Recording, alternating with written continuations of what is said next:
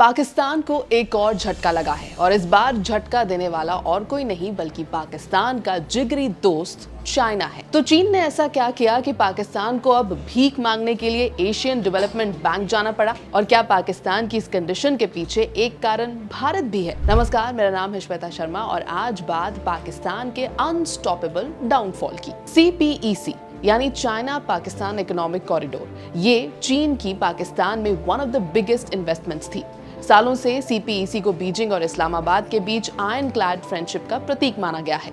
दरअसल ये चाइना की बेल्ट एंड रोड इनिशिएटिव यानी BRI का हिस्सा है। CPEC की लागत तकरीबन $60 बिलियन से ज्यादा है, यानी 6000 करोड़ रुपए की लागत। इसका मकसद पाकिस्तान की इकोनॉमी को हाईवेज, रेलवेज, एनर्जी प्लांट्स और स्पेशल इकोनॉमिक जोन्स के जरिए रीशेप करना था, जो ग्वादर पोर्ट से शिनजियांग रीजन तक फैले थे। ग्वादर का डेवलपमेंट सिर्फ इकोनॉमिक इंजन नहीं बल्कि अरेबियन सी में चाइना का स्ट्रेटेजिक आउटपोस्ट भी माना जाता रहा है। लेकिन अब चीन ने बड़े प्रोजेक्ट से अपना हाथ खींच लिया है, बड़े प्रोजेक्ट से विड्रॉल कर लिया है, खासकर मेन लाइन 1 यानी ML1 Karachi Rohri railway upgrade से। ये CPEC के सेकेंड फेज का सबसे जरूरी हिस्सा था।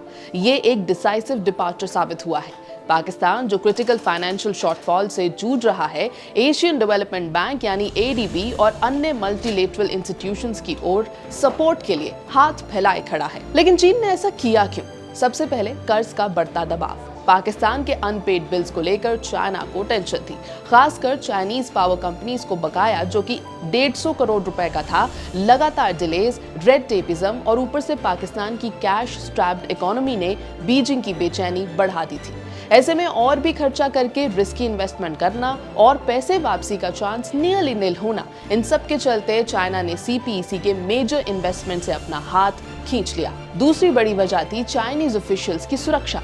2021 से अब तक सेपरेटिस्ट वायलेंस और टेररिस्ट अटैक्स में पाकिस्तान में काम कर रहे कई चाइनीज नेशनल्स की मौत हो चुकी है। बीजिंग ने यह चिंता फील्ड मार्शल आसिम मुनीर के सामने सीधे रखी और यहां तक कि अपने वर्कर्स की सुरक्षा के लिए चाइनीज मिलिट्री कंटिंजेंट्स तैनात करने की अनुमति भी मांगी, जिसे इस्लामाबाद देने से हिचकिचाया। तीसरी बड़ी वजह थी पाकिस्तान की US के साथ दोस्ती।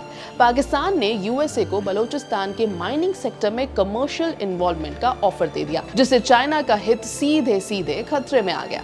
बलूचिस्तान में US का प्रभाव बीजिंग की पकड़ को कमजोर करता है, जो CPEC ऑपरेशंस के लिए केंद्रीय इलाका है। लेकिन चीन के इस कदम के टाइमिंग की चर्चा सोशल मीडिया पर बहुत ज्यादा है। यह कदम प्रधानमंत्री नरेंद्र मोदी और प्रेसिडेंट शी जिनपिंग की 31 अगस्त 2025 को तियानजिन में हुई SCO समिट की बायलैटरल मीटिंग के तुरंत बाद सामने आया।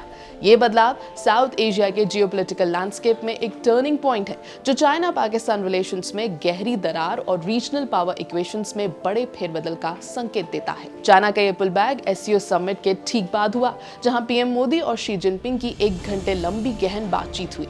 समिट का टोन साइनो इंडियन रिलेशंस में रीसेट का था, स्टेबिलिटी, कनेक्टिविटी और कोऑपरेशन के अवसरों पर जोर देते हुए साथ ही टेररिज्म और रेडिकलाइजेशन के खिलाफ कोऑर्डिनेटेड एक्शन की अपील की गई। PM मोदी ने क्रॉस बॉर्डर टेररिज्म के लिए अकाउंटेबिलिटी और नो डबल स्टैंडर्ड्स की बात रखी, जो समिट में गूंजी भी। वहीं पाकिस्तानी PM शहबाज शरीफ ने खुद को साइडलाइन पाया।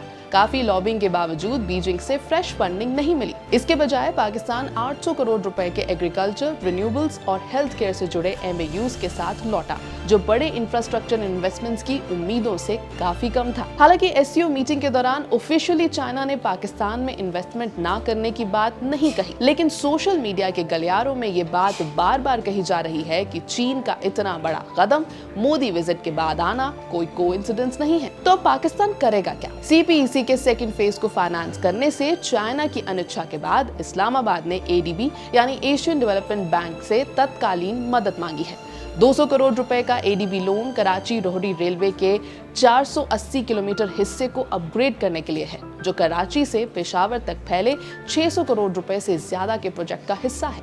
अगर ये फंडिंग मिल जाती है तो ये अनप्रेसिडेंटेड होगा। पाकिस्तान का प्रीमियर कनेक्टिविटी प्रोजेक्ट उसके ऑल वेदर फ्रेंड की बजाय मल्टीलेटरल लीडर्स के हाथों में चला जाएगा। ये हैंडओवर साइनो पाकिस्तानी टाइज की फ्रेजिलिटी को उजागर करता है, साथ ही ये नए फॉरेन स्टेक होल्डर्स खासकर यूएसए के लिए दरवाजा खोलता है, जिसकी इस्लामाबाद से बढ़ती नजदीकियां बीजिंग की साउथ एशिया कैलकुलस को और भी कॉम्प्लेक्स बनाती हैं। अमेरिका के साथ नजदीकी तो ठीक है, लेकिन पड़ोसी चीन ने जब से पाकिस्तान के मुंह पर दरवाजा बंद किया है, तब से पाकिस्तान असुरक्षित महसूस कर रहा है। सीपीईसी लिंक्ड इलाकों और डिस्प्यूटेड टेरिटरीज में भी इन्फ्लुएंस कम होता चला जा रहा है। चाइनीज कैपिटल की कमी इंफ्रास्ट्रक्चर अपग्रेड्स को रोक सकती है, जो ट्रेड और मिनरल एक्सट्रैक्शन के लिए जरूरी है।